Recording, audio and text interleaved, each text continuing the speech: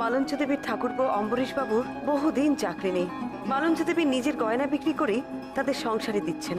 শাশ্বতীর গয়না যে আলমারিতে ছিল সেটা ভালো করে চেক করলাম, জানতে পারলাম গন্ধটা চেনা চেনা লাগছে যেন।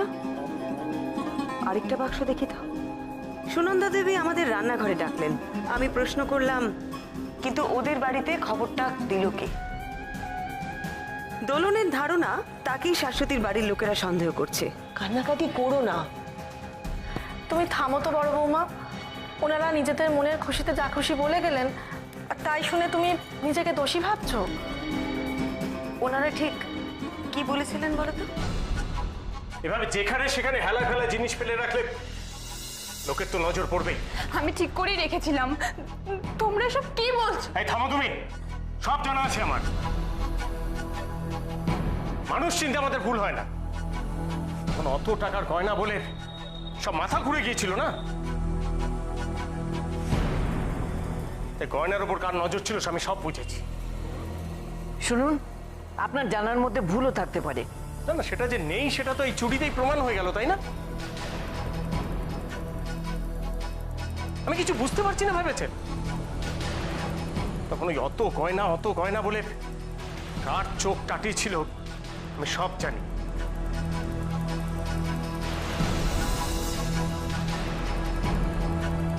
আমাকেই তো বললো বলুন।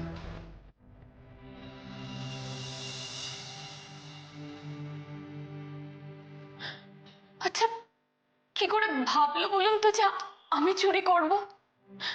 ছোট তো আমার নিজের বোনের মতো। আশ্চর্য, ওই ভদ্রলোক কি করে তোমাকে? ওনাদের সাথে আমাকে আজকেই দেখা করতে হবে। আর গয়না ডিটেলস সব তো ওনাদের কাছেই আছে, তাই না? হ্যাঁ। এবার আপনি বাকি কাটাকাটিগুলো করুন, আমি বরং আপনাদের বাড়িতে একটু ঘুরে দেখি। হ্যাঁ সেই ভালো। খাওয়ার সময় আমি তোমাদের ডাকবো। ঠিক আছে মাসিমা, চল। তোর কি মনে হচ্ছে বল? আবার পরীক্ষা নিচ্ছ তো? আরে পরীক্ষা নিচ্ছি না, আমি দেখতে চাই আমি যে পথে ভাবছি তুইও সেই একই পথে ভাবছিস কিনা। এই বাড়িতে যা যা ঘটছে শাশ্বতীর মামা মামি সবটা জানে। বাহ, ভেরি গুড নন্দা, পেরেছি? একদম ঠিক। মাকে কি বলে এসেছিলি? আমি গোয়েন্দাগিরি করব না মা, আমি শুধু দিদি ভাইয়ের উপরে গোয়েন্দাগিরি করব। পারলি কেস থেকে দূরে থাকতে? দেখ কিরকম তুই কেসের মধ্যে ঢুকে পড়েছিস। আরে তুমি বলো, আমি তোমার দিদি ভাই কি সর্বনাশ হয়ে গেছে। কি হয়েছে? কি করে করলাম আমি ভুলটা? কি হয়েছে? ইস, ছি ছি ছি ছি। দিদি ভাই তোমার ওষুধের টাইম পেরিয়ে, চলো চলো ওষুধ খাবে চলো। আরে শোন না, ওটা তো খাবার আগে, খাবার না, ওই খাবার আগে আমি খেয়ে নেবো। কিন্তু ওষুধ টাইমে না বললে তুমি। তুই একদম ঠিক বলেছিস নন্দা। কি এই বাড়িতে কি হচ্ছে না হচ্ছে ওই মামা, ওই শাশ্বতীর মামা সব জানে। শাশ্বতী বলেছে তাহলে? হতে পারে, দেখ নতুন নতুন বিয়ে হয়েছে তো, বাপের বাড়ির উপর একটু টান তো থাকবেই। কিন্তু শাশ্বতী যে এখানে কান্নাকাটি করছে, নাটক করছে নাকি? মনে হয় না। দেখ ওর মামা এসে এত হাঙ্গামা করে গেছে, ওর হয়তো মনে হয়েছে যে এই বাড়ির লোকজন অতটা খারাপ নয়, এরকম করা হয়তো উচিত হয়নি, সেই জন্যই হয়তো আমার মনে হয় যে। কি হয়েছে অম্বিকেশ বাবু? না মানে আপনারও বোধহয় আর কিছু করার নেই মিসেস মিত্র। কেন, শাশ্বতীর মামা মামি কি গয়নার জন্য প্রেসার ক্রিয়েট করছে? হ্যাঁ মানে মুখে কিছু করছেন না, এটুকু ভদ্রতা দেখাচ্ছেন। তো এই তো একটু আগে এগুলো সব পাঠিয়ে দিয়েছেন। এগুলো তো শাশ্বতীর বিয়ের ছবি, তাই না? গয়নার ছবিও বলতে পারেন। আমরা বলেছিলাম বিয়ের দিনে ছবি পাঠাতে, যাতে ডিজাইন দেখে গয়নাগুলো গড়িয়ে দেওয়া যায়। তাড়াহুড়ো করে ওরা এইসব ছবি পাঠিয়ে দিয়েছে গয়নার। না, বসিরহাটের বাগান বাড়িটা আর বাঁচাতে পারলাম না মিসেস মিত্র। চলে যাবেই।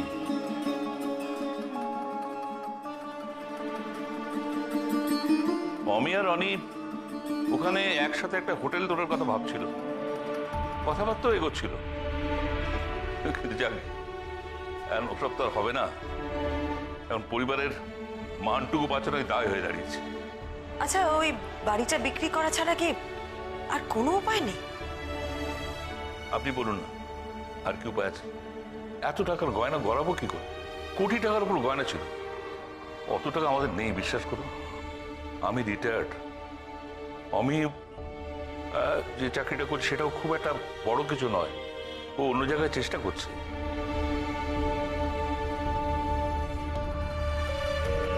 অনি অবশ্য একটা জায়গায় চাকরি পেয়েছে, সেটাও তো বেশি দিনের নয়,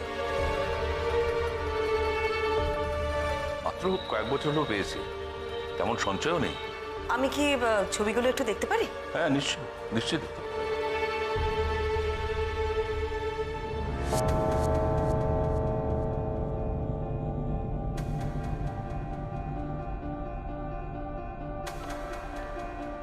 এত গয়না! বাবা, এ তো পুরো ঢেকে গেছে গয়নায়। আরে এই তো যে গয়নাগুলো পড়ে আছে সেগুলোই দেখছেন, আরো ছিল, সবকিছু তো পড়তে পারেনি। কেন যে রাজি হলাম? প্রথমে বলে দেওয়া উচিত ছিল যে এতগুলো গয়না পরিয়ে বিয়ে দেবেন না, পরে ভল্টে দিয়ে দেবেন, তাহলেই আজ এই কোমরে দড়ি পড়ার মতো অবস্থা হতো না। আমাদের কপালে যে আর কি আছে কে জানে।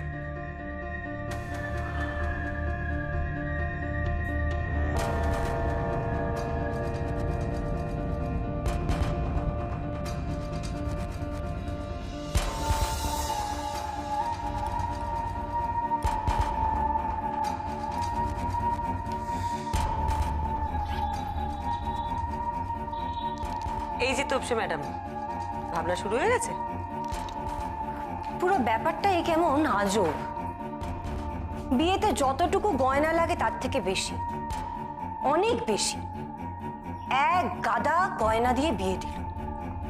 সেই গয়না দেখে সবার চক্ষু চড়ক গাছ। আবার সেই গয়না পুরোটাই উধাও হয়ে গেল। শুধু উধাও নয়, রহস্যজনকভাবে উধাও। কেউ যেন খুব ধীরে সুস্থে যত্ন করে বাক্স থেকে গয়নাগুলো বের করে আবার বাক্সগুলো আলমারিতে তুলে দিয়েছে।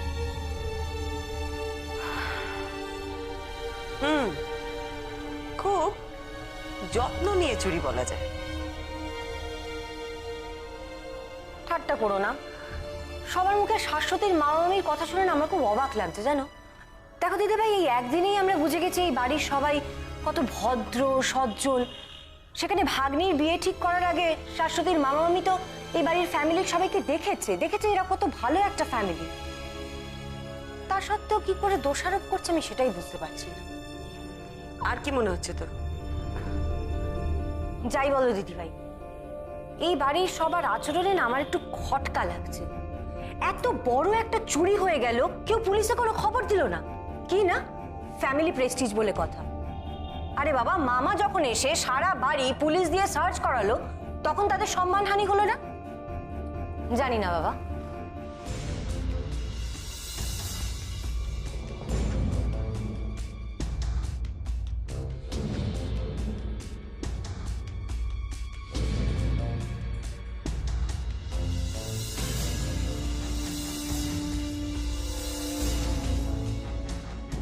গয়নাকে কি বলে জানেন তো? স্ত্রীধন। এটা আবার কি রেখে গেল? দিদিভাই দেখে যাও, এই দেখো।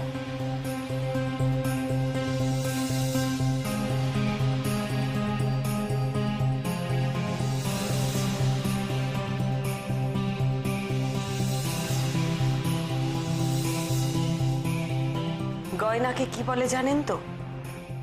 স্ত্রীধন। কি বুঝছো বলো তো? কাগজটা করতে গেল।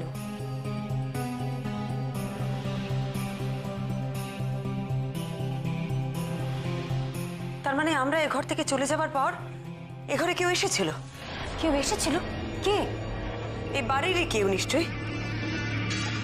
স্ত্রীধন।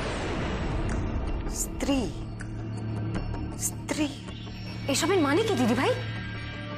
একটা মেয়ে বিয়েতে যা যা পায় সে সব তার স্ত্রীধন। তার মানে তার উপরে তার সমস্ত অধিকার। সেটা তো বুঝলাম, কিন্তু এখানে কে রেখেছে কাগজটা, আর কেনই বা রেখেছে? এ ব্যাপারে তুই যে তিমিরে, আমিও সে তিমিরে নন্দা। বোঝার চেষ্টা করছি স্ত্রীধন। তাহলে কি এবারের কেউ মনে করে যে বাড়ির কোনো মহিলাই চুরিটা করেছে? কে মনে করে, কেন মনে করে, আর কাকেই বা মনে করে? আমার তো খুব অবাক লাগছে জানো দিদি ভাই, এই বাড়ির সবাই এত ভদ্র, কি ভালো ব্যবহার, প্রত্যেকের মধ্যে বংশ মর্যাদা নিয়ে একটা গর্ব আছে। তারা আমাদের অনুপস্থিতিতে আমাদের ঘরে ঢুকে এরকম একটা কাজ, আমি মানুষগুলোর সাথে এটা মেলাতে পারছি না দিদি ভাই। এরকম অনেক হিসেবে না মেলা থেকে গেছে। আচ্ছা, তোর তো মনে হয়েছে যে এ বাড়ির কেউ চুরি করতে পারে না, বাইরের কেউ করেছে, তাই তো? হ্যাঁ, তাই তো মনে হচ্ছে। অথচ দেখ, এই বাড়ির লোকেরাই কিন্তু আমাদের বলেছে ওই ঘরে বাইরের লোকের যাবার কোনো সম্ভাবনাই নেই। তাহলে এই বাড়ির সবাই কি মুখোশ পরে আছে?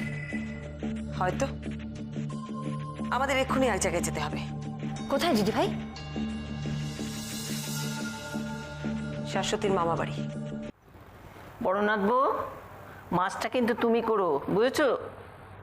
এ কি কাঁদছো কেন?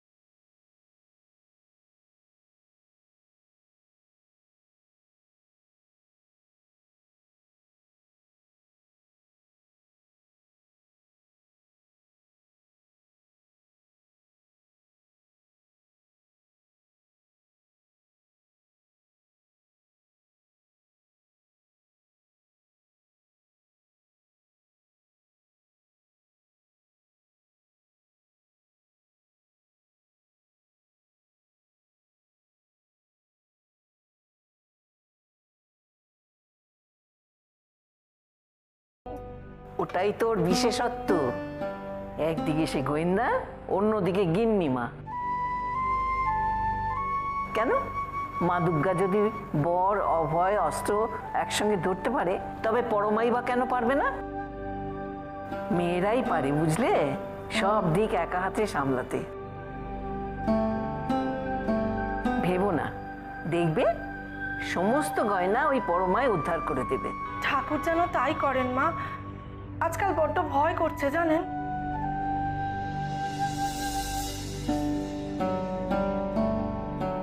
মা একটু বাইরে আসবে?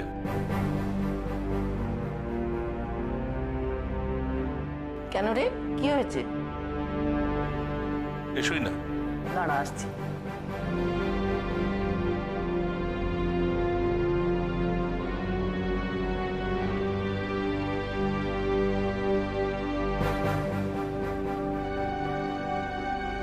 আচ্ছা দিদি, দাদা হঠাৎ মা কেমন করে ডাকলেন কেন বলো তো? মা, বাবার মুখটা কেমন যেন থমথমে মনে হলো। আবার কি হলো? মা, এই শিবনাথ বাবু ছোট বৌমার গয়নার ছবিগুলো তুলে একটু আগে পাঠিয়ে দিয়েছে। এত তাড়াতাড়ি? দেখো, যখন গয়নাগুলো করতে হবেই তখন দেরি করে লাভটা কি বলো? আমি দিনু সাকরার সঙ্গে কথা বলছি। হুবহু ওরকম গয়না গড়াতে কিরকম খরচা হতে পারে সে তো কোটির কমে কিছুতেই হবে না, বরং বেশি ধরে রাখ। কিন্তু টাকার জোগাড়ের ব্যবস্থা খুব শিগগিরই করতে হবে। হ্যাঁ মা, ফকির দাদাকে বাড়িতে ডেকেছি। ওই বসিরহাটের বাড়িটাই তো সম্বল।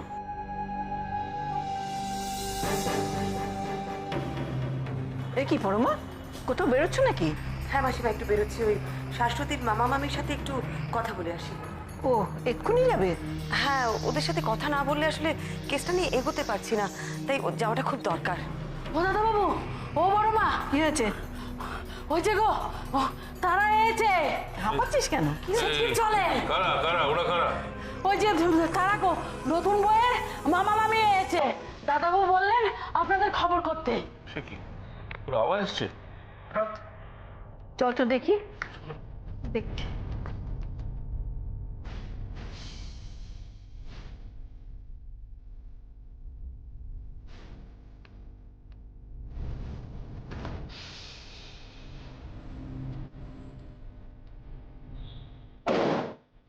নমস্কার, আসুন ভেতরে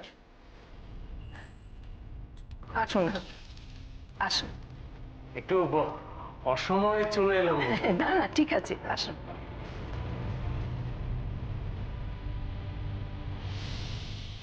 কি আশ্চর্য ব্যাপার না, আমার টেলিপ্যাথি জোর আছে বলতে হবে।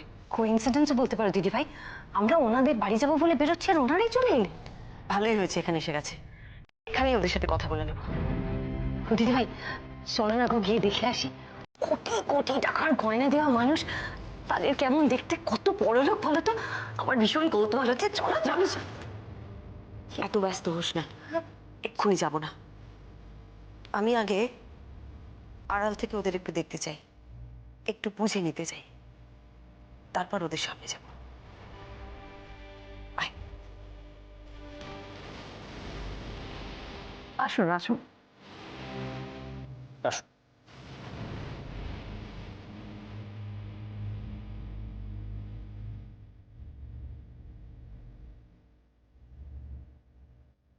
দিদি ভাই এবার যাবে তো? যাব। আয়।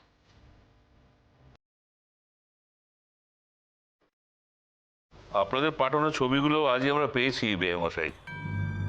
গয়নাগুলো যত তাড়াতাড়ি গড়িয়ে দেওয়া যায় সেই চেষ্টাই করছি। গয়নার ডিজাইনগুলো আমরা আমাদের শ্যাকরাকে ডেকে দেখিয়ে দেবো, যাতে সেই মতো গড়িয়ে দিতে পারে। আপনারা না হয় পরে মিলিয়ে দেখে নেবেন।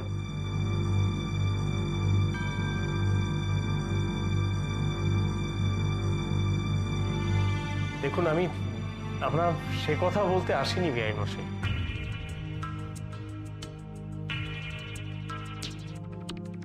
আপনারা আমাকে ক্ষমা করবেন। আমি যা করেছি সব ভুল করেছি। আমি সত্যি খুব লজ্জিত। ক্ষমা চাইবার ভাষাও আমার জানা নেই। আমি জানি যে আপনারা আমাকে কি ভেবেছিলেন, কিন্তু বিশ্বাস করুন আমি যা করেছি সব তাৎক্ষণিক, হ্যাঁ, রাগের মাথায়। আসলে বুঝতেই তো পারছেন, মাথা ঠিক ছিল না। আসলে অতগুলো গয়না রাতারাতি সর্বস্ব চলে গেল তো, মানে শুনেই মাথাটা কেমন গরম হয়ে গেছে।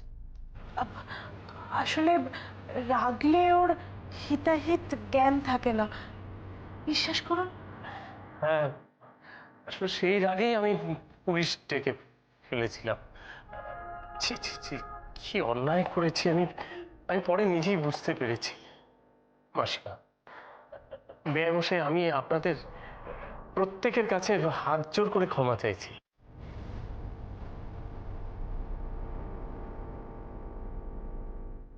আপনারা প্লিজ কিছু মনে রাখবেন না। আমরা সত্যি যেটা করেছি, আপনারা আপনারা আমাদের ভাগ্নিটার উপরে দয়া করে রাগ করবেন না।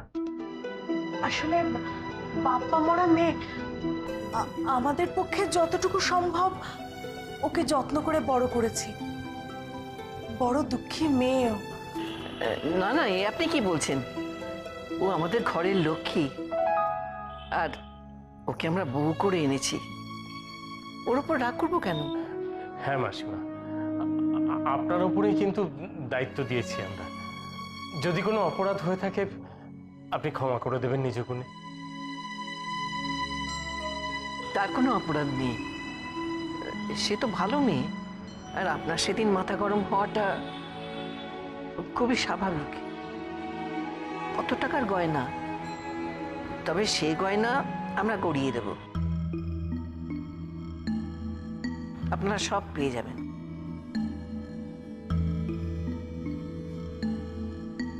হ্যাঁ মানে আমিও তাই বলছি, মানে সময় একটু লাগবে, কিন্তু সেটা ওই গড়িয়ে দেওয়ার জন্য যেটুকু সময় লাগে আর কি। না না, ও গয়না আমরা চাই না।